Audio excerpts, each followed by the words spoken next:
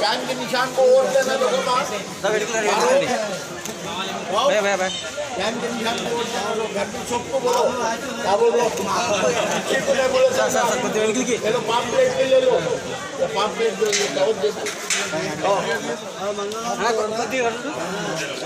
ना return collector इन लोगों जो भी काम होना है तुम्हारा अल्हम्दुलिल्लाह नुकसान जो हो जाते सीधे सीधे समा आओ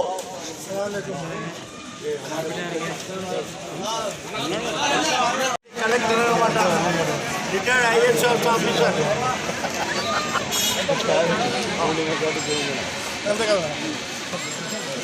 ప్రచారం చేయడం జరుగుతుంది.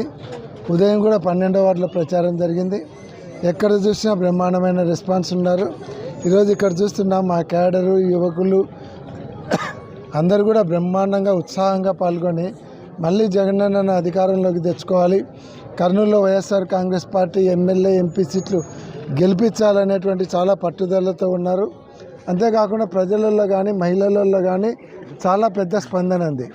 ఎందుకంటే చంద్రబాబు నాయుడు గారిని 14 సంవత్సరాలు ముఖ్యమంత్రిగా చేసినప్పుడు ఆయన ఉరగబెట్టింది ఏం లేదు, అందులో ఇచ్చినటువంటి వాగ్దానాలన్నీ చేయకుండా మోసం చేసినాడనేటువంటిది ఒకటి ఉంది. జగన్మోహన్ రెడ్డి గారు వచ్చిన తర్వాత 5 సంవత్సరాలలో ఆయన ఇచ్చినటువంటి మేనిఫెస్టోలో ఉన్నటువంటి కూడా పూర్తి చేసినాడు అనేటువంటిది ఒకటి. ఇద్దరిని కంపేర్ చేసుకున్నప్పుడు నమ్మకానికి జగన్మోహన్ రెడ్డి, ద్రోహానికి చంద్రబాబు నాయుడు అని ప్రజలు ఒక నిశ్చయానికి వచ్చినారు. కాబట్టి మళ్ళీ జగన్మోహన్ రెడ్డి మీద నమ్మకంతో అధికారంలోకి తీసుకొని వస్తాం. మళ్ళీ 5 సంవత్సరాలు మాకు మంచి భవిష్యత్తు ఉంటుందని అటు యువకులు కానీ మహిళలు కానీ రైతులు కానీ అందరూ కూడా సిద్ధంగా ఉన్నారు. జగన్మోహన్ రెడ్డి గారిని ముఖ్యమంత్రిని చేయడానికి మొత్తం ప్రజలందరూ సిద్ధంగా ఉన్నారు. అందరికీ నమస్కారం. ఈరోజు 48వ వార్డులో ఇంటింటికి ప్రచారం చేస్తూ ఉంటే ఇక్కడ ప్రజల నుంచి విశేష స్పందన లభిస్తూ ఉంది. అందరూ కూడా మళ్ళీ జగనన్నే రావాలి అనే నిశ్చయంతో ఉన్నారు.